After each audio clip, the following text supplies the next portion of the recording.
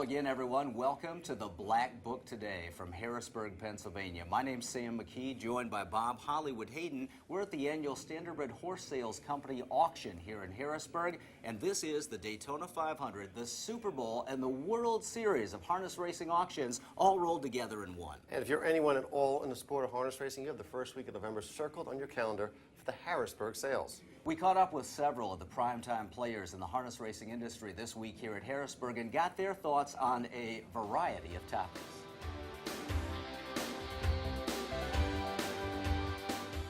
Dr. Glenn Brown, you've been here 50 years now. Give us the best memory from the first year or two right here at Harrisburg. Well, I'm not sure it was the best memory, but in the first year, we were stabled out in Barn 1 right along in front of where Windback is now, and we only had maybe 15 yearlings.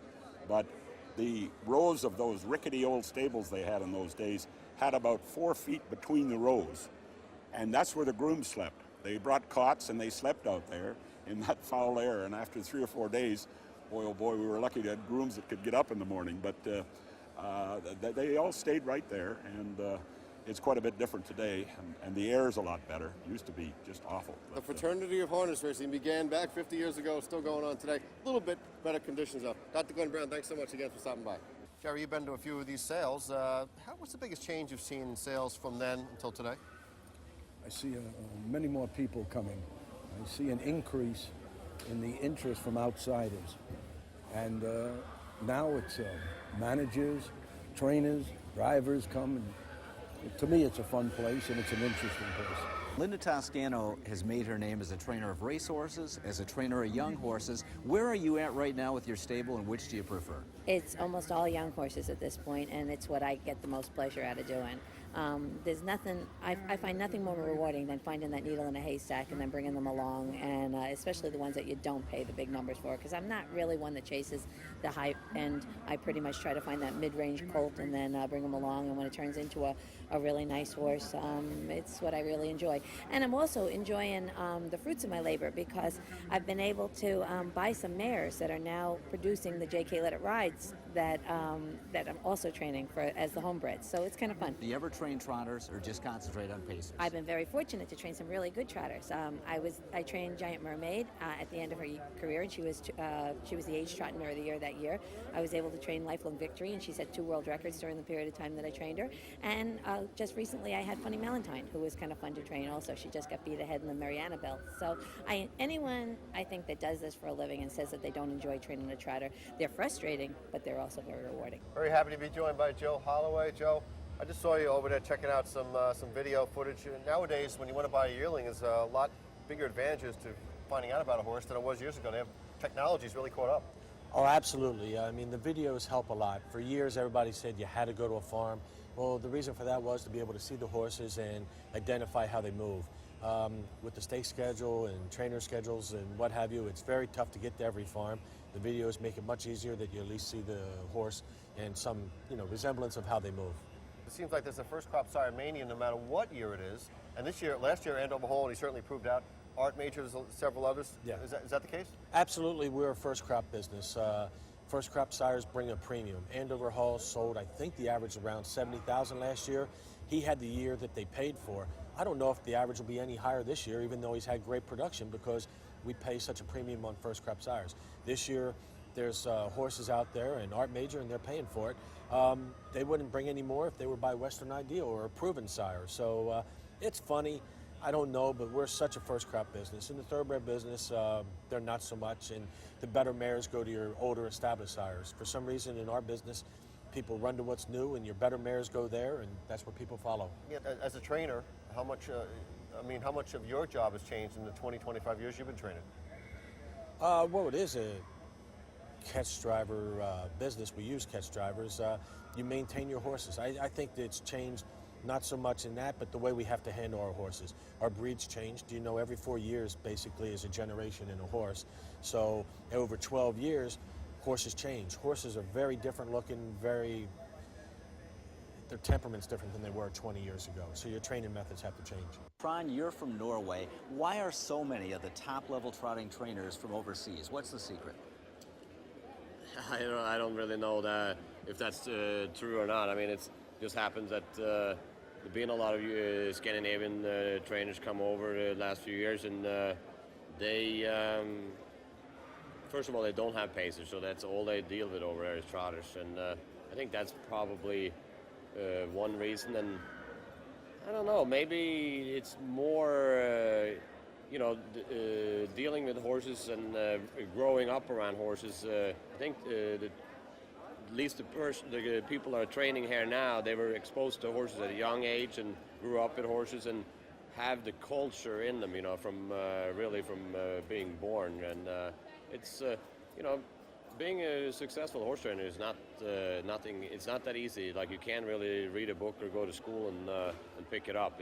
You got to have it in your blood almost.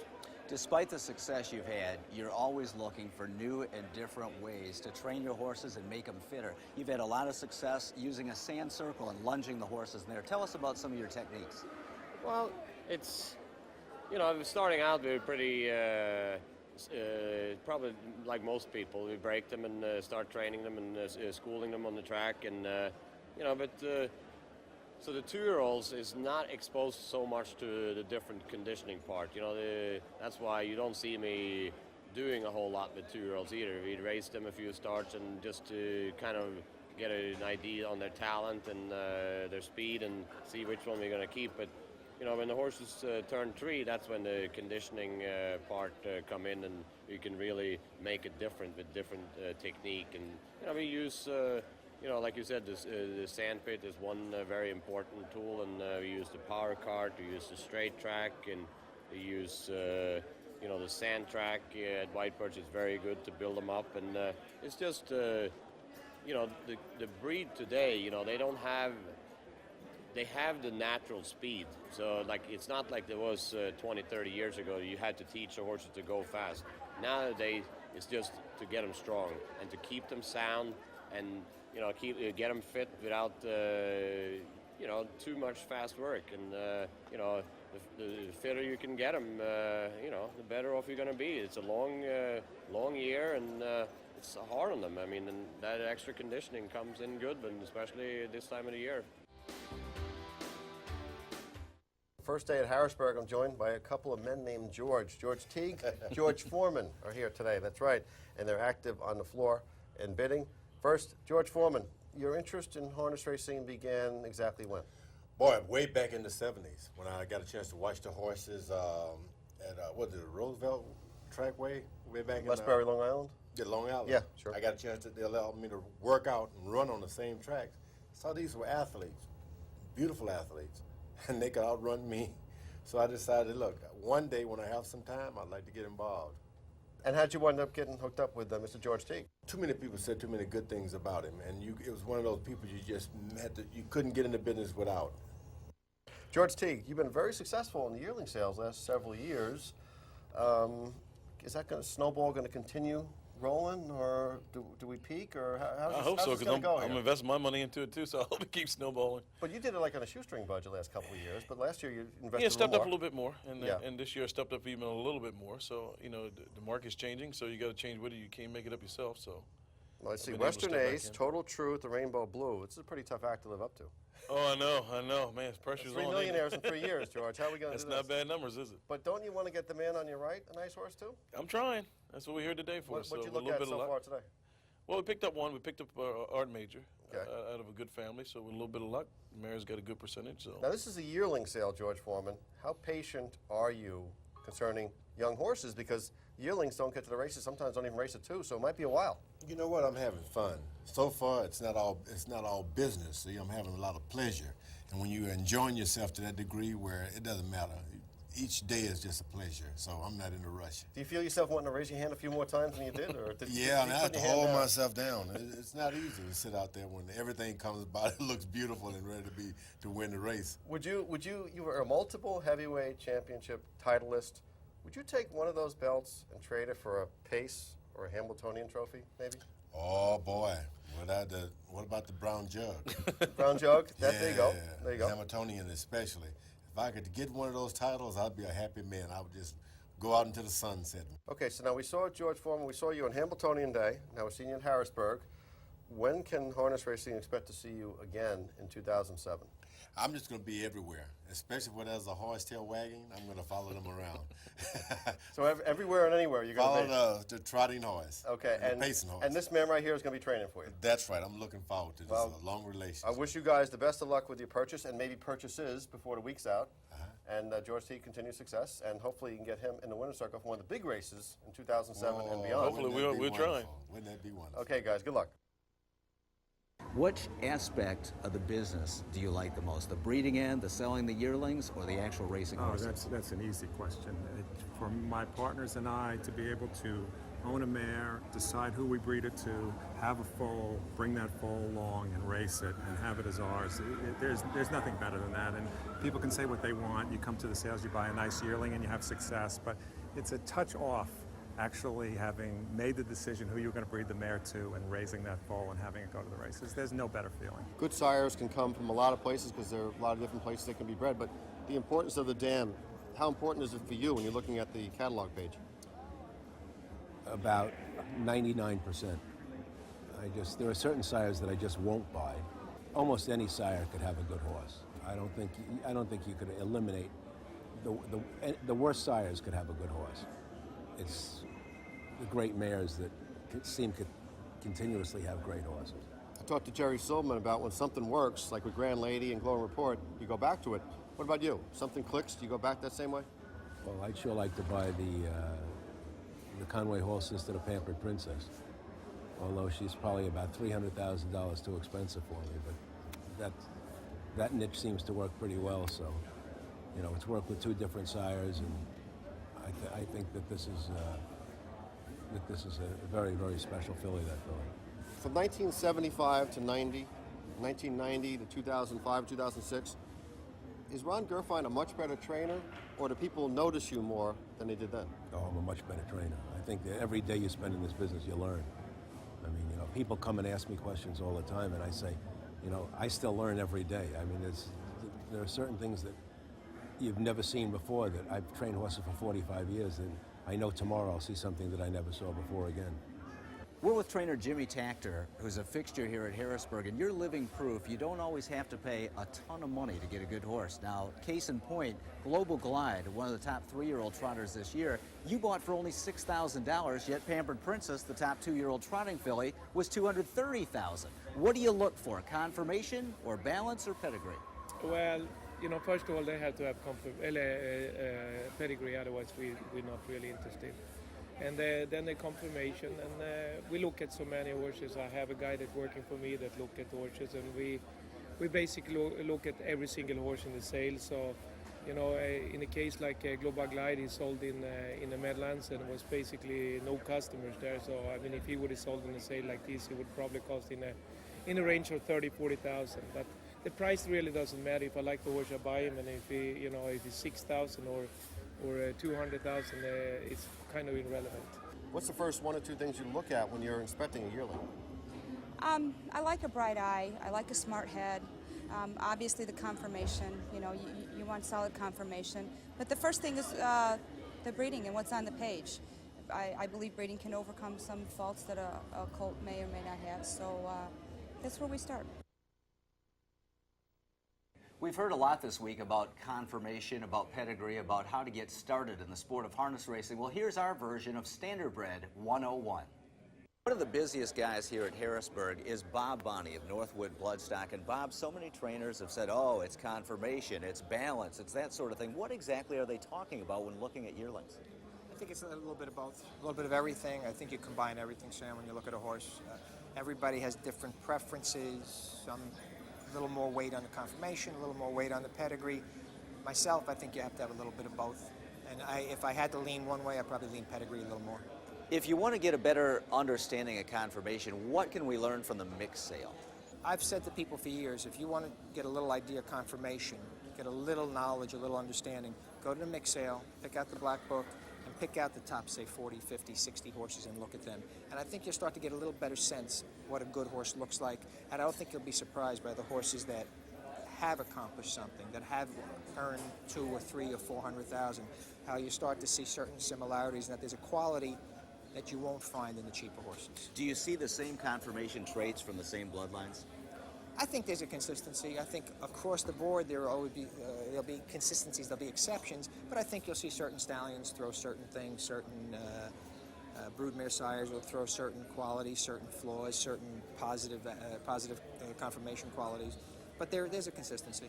And if there's a new owner or a prospective owner, how long is it going to take them to learn something about conformation? Do you pick it up in a week, or is it years and years of experience? It may take a very long time. You got to look at a lot of horses. You know, the people that are here doing this for a living, be it trainers, agents, whatever, they do this full time. So they look at a lot of horses. And the best thing I can say is to look at a lot of horses. Look at a lot of good horses, bad horses, know who you're looking at, and it's a learning process, because after a while you're going to start to develop a little bit of an idea of what seems to stay more with the better horses and what's not. You know, when you look at yearlings, you'll see some that look a little different, a little stronger, a little more depth, maybe a little more quality, and some that maybe you look at and say just they're too small or there's just not enough to them. When you go and look at the older horses that have now performed, that have accomplished something, I think you start to get a greater sense of what works, what doesn't work. But I think part of it is looking at a lot of horses, and that's not something you can do just come in here and looking at 20 or 30 and then not looking at horses for another few months. It's something, it's a constant.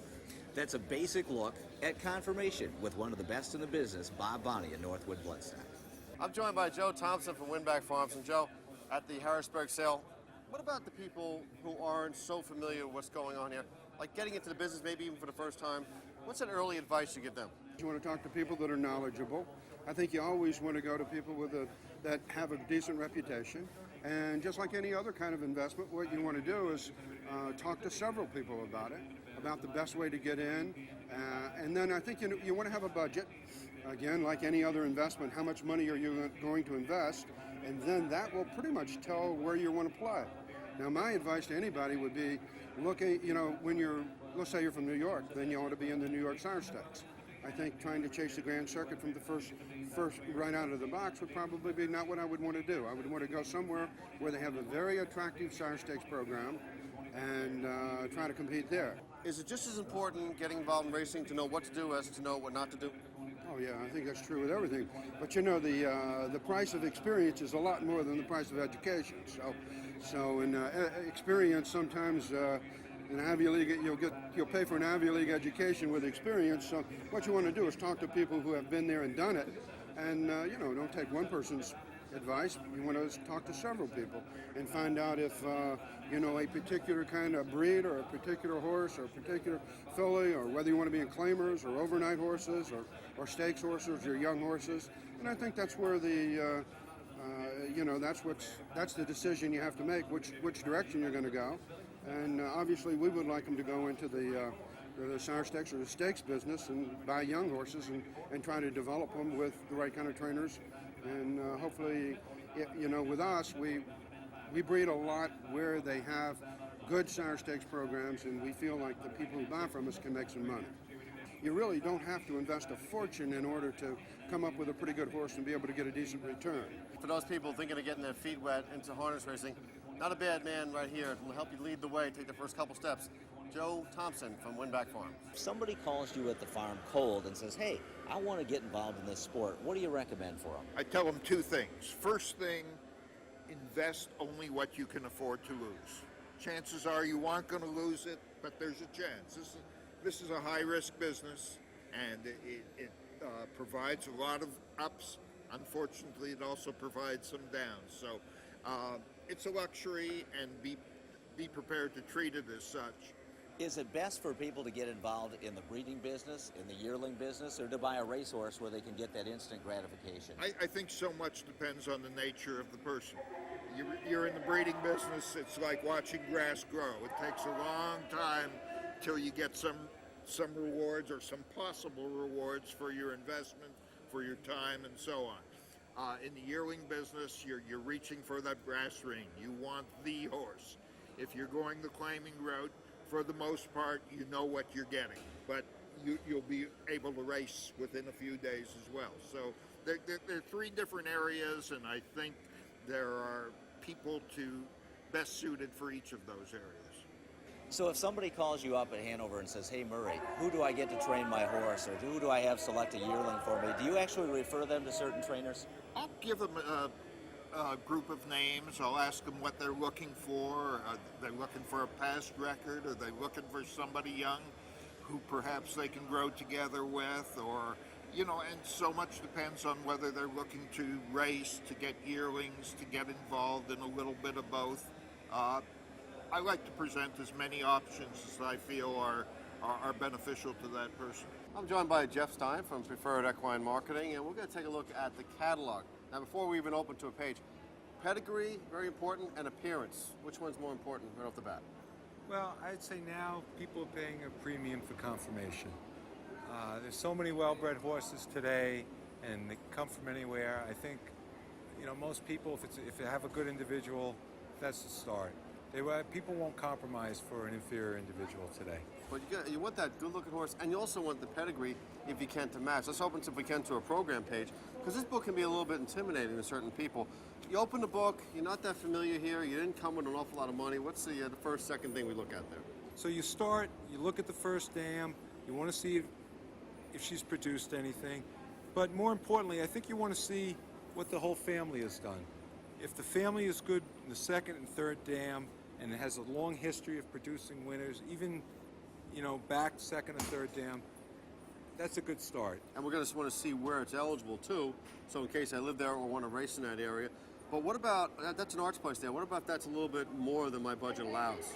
Well, I think, like I said before, I think you have a lot of, right now the market for first crop stallions is very high. People, they're willing to spend money on the unproven.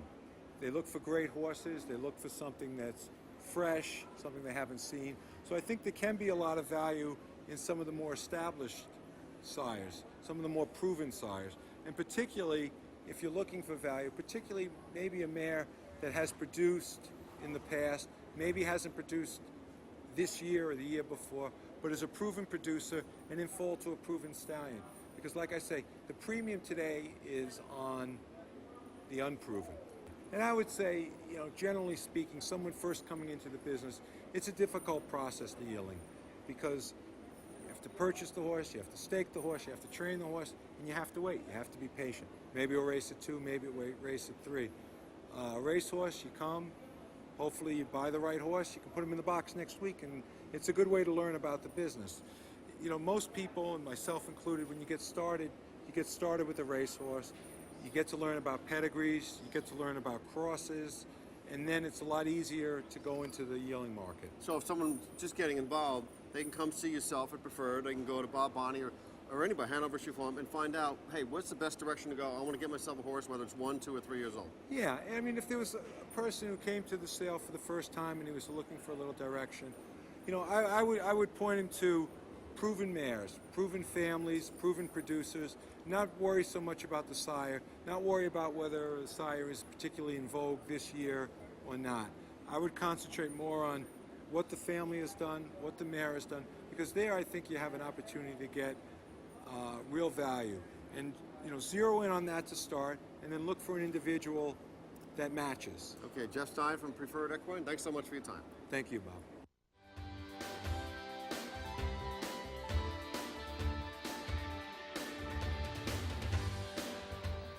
I'm Jamie Rucker with the United States Trotting Association, and here with me today, leading trainer Ron Burke of the Mickey Burke Stable, and 2 of Ron's owners, Tom Cheritello and Larry Carr.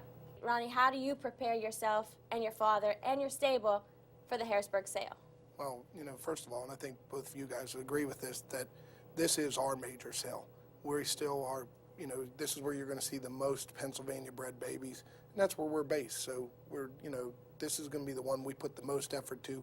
You have the biggest selection, and you have the best farm in the country in Hanover and Winback. They have their major 2 consignments here, so this is where we come to do our work to pick, you know, hopefully, you know, the foundation for next year's success is built here.